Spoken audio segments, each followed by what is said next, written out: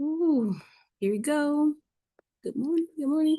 Good morning, and welcome to another powerful episode of Disrupting Poverty Through Leadership that Delivers Results AM Talk Show.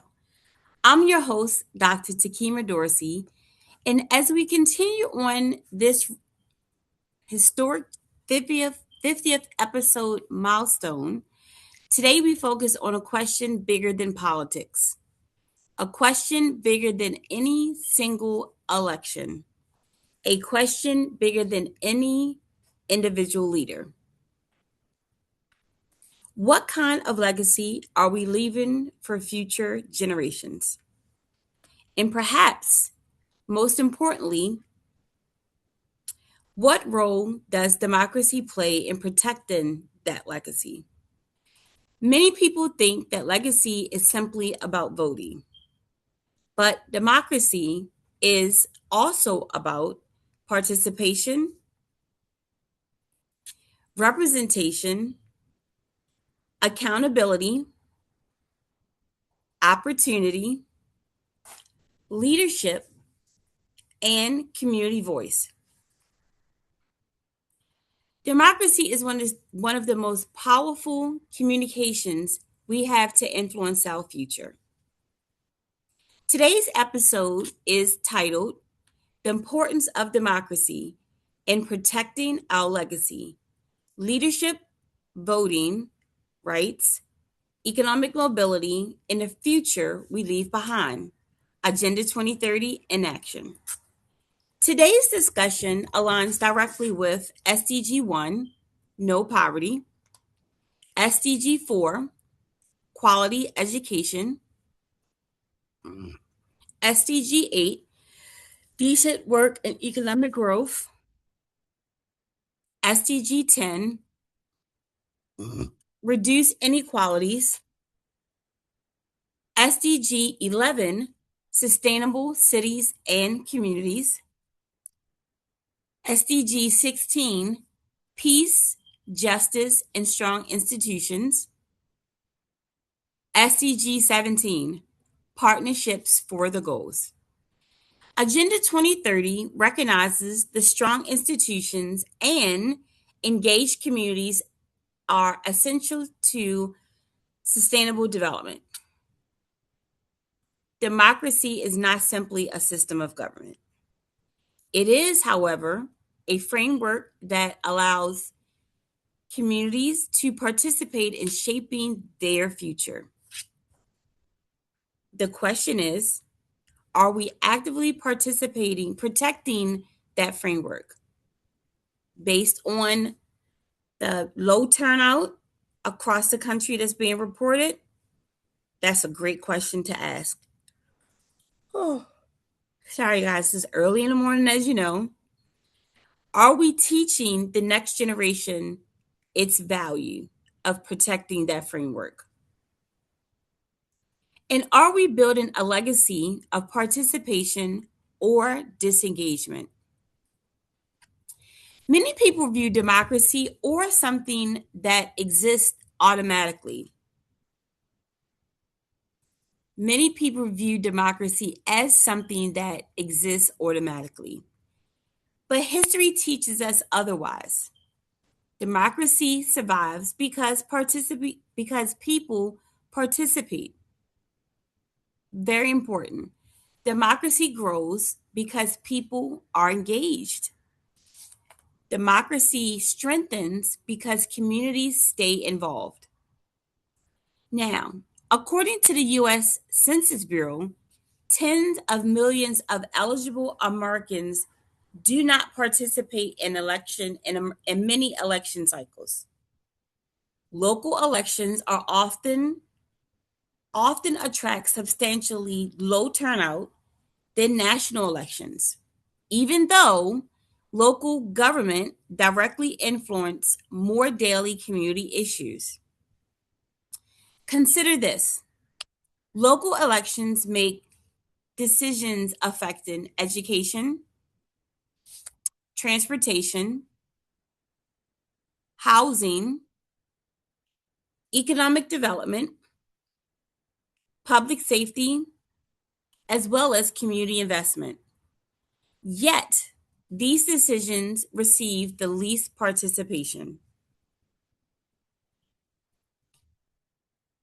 Democracy is stronger when citizens recognize participation as a leadership responsibility. And this is so true. At this year's primaries, I happened to serve as a chief election judge in a local precinct in a city jurisdiction near me. Between the 7 a.m. hour when polls open and the 8 p.m. hour when doors close, we averaged less than 65 voters. Democrat, Republican, and unaffiliated. That's a very low turnout. It was very disappointing. Although it had a little rain, if democracy was viewed by citizens more of a leadership responsibility, I believe the participation may have been a little greater. You know, several years ago, our community noticed a decline in civic engagement. Public meetings were sparsely attended. Fewer residents participated in community discussions, and voter turnout was low. A group of community leaders decided to act. They organized forums, they hosted educational workshops, they encouraged residents to become informed and involved. Over time, participation increased, community awareness increased, public engagement increased. But more importantly, people began to believe that their voices mattered. The overall lesson: democracy becomes stronger when communities intentionally invest in civic participation. And participation is directly connected to economic mobility.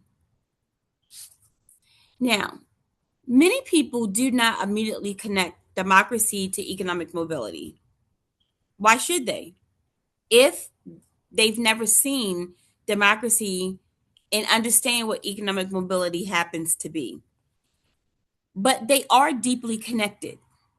Policies influence workforce development, policies influence small business support, policies influence educational opportunities, policies influence infrastructure investment, policies influence community revitalization, policies influence housing initiatives. Now, according to the Opportunities Insights research, children who grow up in communities with stronger social capital and economic connectedness are significantly more likely to experience upward economic mobility. Stronger communities create opportunities. Stronger institutions create support opportunity. Democratic participation help shape these institutions. When communities participate, they have greater opportunities to influence policies that affect economic outcomes. Legacy is often discussed in terms of wealth or accomplishments or professional success. But leadership legacy includes something much deeper. Leadership legacy includes the institutions we strengthen, the opportunities we create, the communities we build, the voices we empower. Many of the rights and opportunities we enjoy today exist because previous generations participated, advocated, and engaged. The question becomes, What are we preserving for future generations?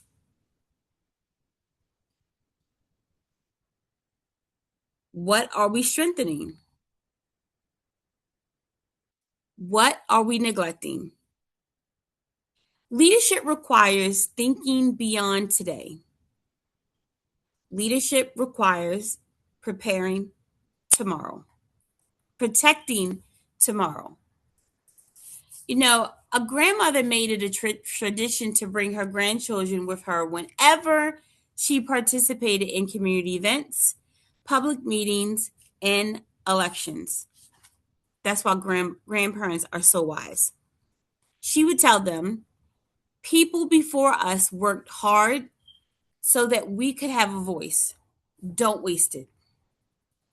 Years later, these grandchildren became educators, community leaders, and advocates.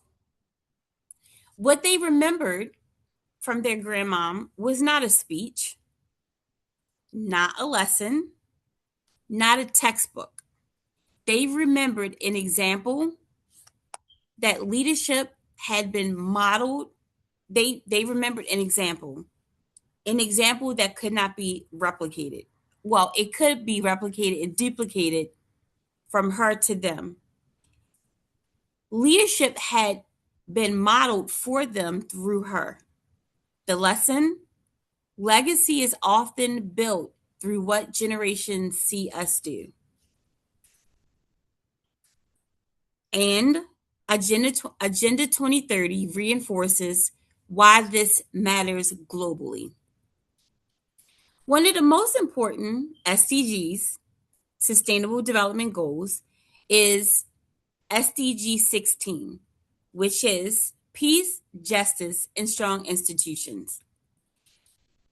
SDG 16, peace, justice, and strong institutions, emphasizes inclusive decision making. It emphasizes public participation. It emphasizes accountability.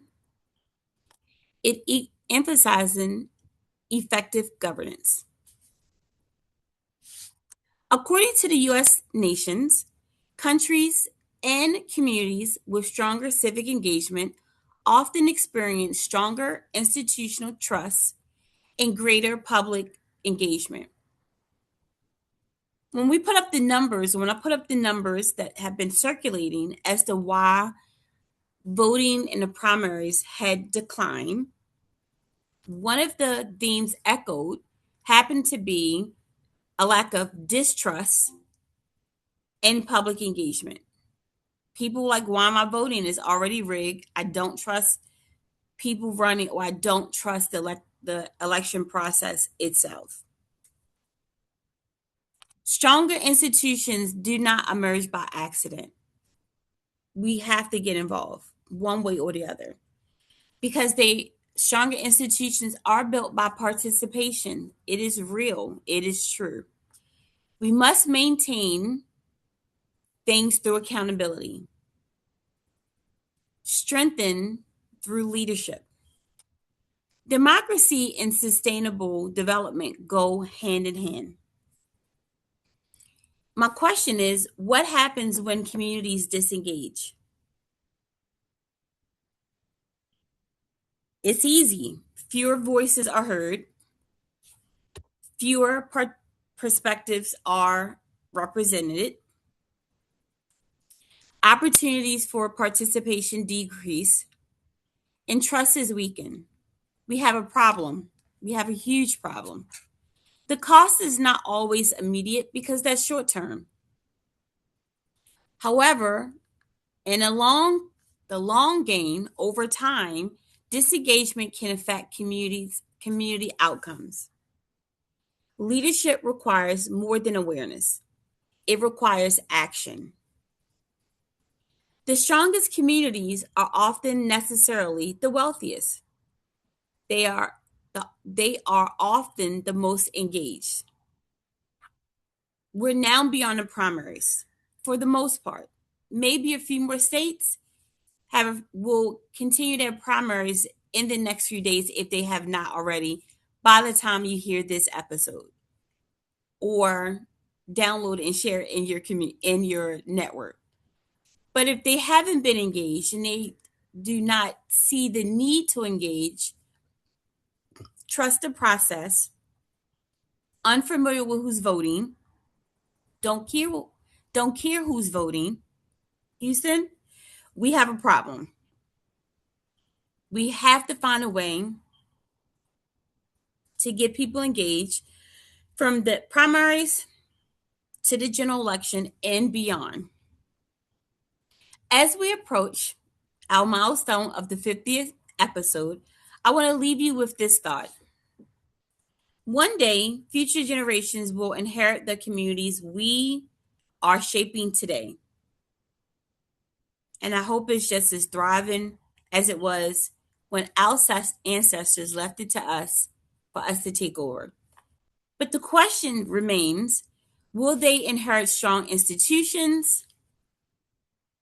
Will they inherit strong communities? Will they inherit expanded opportunities? Will they inherit a culture of participation? Or will they inherit disengagement? Because democracy is not simply what we receive. It is something we maintain. It is something we protect. And it is something we pass forward. This week, I challenge you to learn more about an issue affecting your community, like how independents or unaffiliates voted in the primaries. Attend a public meeting or community event. Encourage a young person to become civically engaged. Share the importance of participation with future generations. Knowledge is power.